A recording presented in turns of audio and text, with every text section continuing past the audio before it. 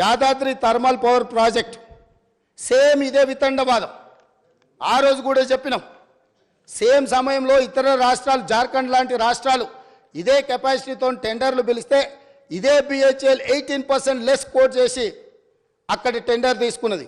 Same time G2G అంటే government నుంచి government సంస్థకి ఇస్తున్నాం, అంచనాల రేట్లతో మేము ఇచ్చేస్తాం. ఎందుకు అని అంటే ఇది కూడా 24 నెలల్లో పూర్తి అయిపోతే 24 నెలల ప్రాజెక్టు నిర్మించి యాదాద్రి పవర్ ప్రాజెక్టును పూర్తి చేసి తెలంగాణ మొత్తం వెలుగులు ఇస్తామని చెప్పి ఆ రోజు ఒప్పందం చేశారు. ఎప్పుడు చేసిండ్రు అధ్యక్ష? 1/6/2015 నాడు ఈ ప్రాజెక్టును ఒప్పందం చేసి ఆ రోజు వీళ్ళు చెప్పింది ఏంది అధ్యక్ష? 25,099 కోట్ల రూపాయలు అంటే పర్ మెగావాట్ 6,27,00,000తోటి పర్ మెగావాట్ మేము ఈ ప్రాజెక్టును 24 నెలల్లో పూర్తి చేస్తామని వీళ్ళు చెప్పడం జరిగింది అధ్యక్ష. యాదాద్రి పవర్ ప్రాజెక్టు ఈరోజు ఇంకా పూర్తి కాలే అధ్యక్ష. పోనీ ఏమన్నా ఈ గనులు ఆ జిల్లా నుంచి వచ్చిన మంత్రి గారు పాపం మా మంత్రి వెంకటరెడ్డి గారి మీద ఓ అని దాడి చేస్తుడు. ఆయన మొత్తం రైతుల జీవితాలలో మొత్తం వెలుగులు తీసుకొచ్చినాయి. నీ సొంత జిల్లాల నీ కూతవేటు దూరంలో ఉన్న మొదలుపెట్టిన ప్రాజెక్టు 2015లో మొదలు పెడితే 2023 వచ్చింది. 8 సంవత్సరాలు పూర్తిగా వస్తుంది. ప్రాజెక్టు పూర్తి కాలే. ఇప్పుడు కూడా 2024-25లో పూర్తి చెయ్యొచ్చు అని అంచనాలు వేస్తున్నారు. దీనికి మీరు నల్గొండ జిల్లా ప్రజలకు క్షమాపణ చెప్పాల్సింది పోయి మంత్రులు ఏది మాట్లాడితే ప్రతి మంత్రి మీద దాడులు చేయడమేనా? అది ఈరోజు దాదాపుగా 6,27,00,000కు మేము చేస్తామని DPR మొదలుపెట్టి ఈరోజు 34,543 కోట్లకు అంచనాలు పెరిగినాయి. దాంతో కూడా పూర్తి కావడం లేదు. 8,64,00,000 రూపాయలకు పర్ మెగావాట్ ఇవాళ పూర్తి చేస్తామని వచ్చింది. కానీ ఇది పూర్తి కాలేదు కాబట్టి ఇది కూడా 9 కోట్ల పైచిల్కు చేరుతుంది. అంటే 6,27,00,000కు పర్ మెగావాట్తో మొదలుపెట్టిన యాదాద్రి పవర్ ప్రాజెక్టు దాదాపుగా 9 కోట్లకు అంచనాలు పెరిగింది. 8 సంవత్సరాలు పట్టింది.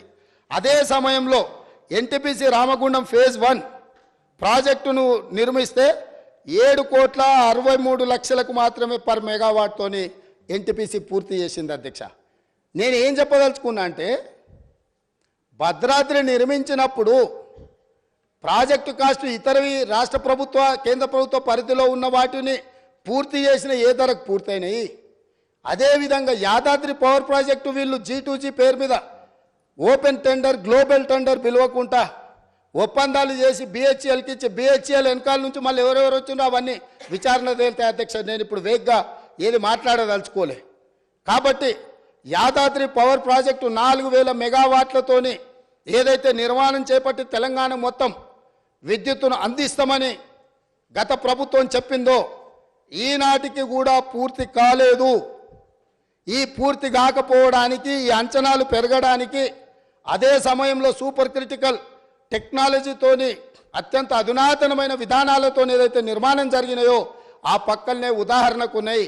కాబట్టి ఈ 3 ప్రాజెక్టులు, 1 ఛత్తీస్గఢ్ ఒప్పందం, 2 భద్రాద్రి కొత్తగూడెంలో నిర్మించిన 1080 మెగావాట్ల నిర్మాణము ఒప్పందం, అదేవిధంగా 3వది యాదాద్రి థర్మల్ పవర్ ప్రాజెక్టుకు సంబంధించి BHELతో చేసుకున్న ఒప్పందాల నుంచి ఈనాటికి జరిగిన పరిణామాల మీద వారు కోరుకుంటున్నారు. కాబట్టి పారదర్శకంగా ఉండాలని వారు ముందుకు వచ్చినందుకు అభినందిస్తూ మా వైపు నుంచి కూడా మేము పారదర్శకంగా ఉన్నాం. తమరి అనుమతితోని జ్యుడిషియల్ ఎంక్వైరీకి ఈ 3 ప్రాజెక్టుల్లో మేము రెఫర్ చేస్తున్నాము. దీనికి కావలసిన మిగతా కార్యాచరణ మా శాఖ మంత్రి గారు, ఉప ముఖ్యమంత్రి గారు దీన్ని నెక్స్ట్ ప్రొసీడింగ్స్ ఏమి ఇవ్వాలి, ఏ రకంగా ముందుకెళ్లాలనో దీని మీద దృష్టి పెడతామని తెలియజేస్తున్నా అధ్యక్ష.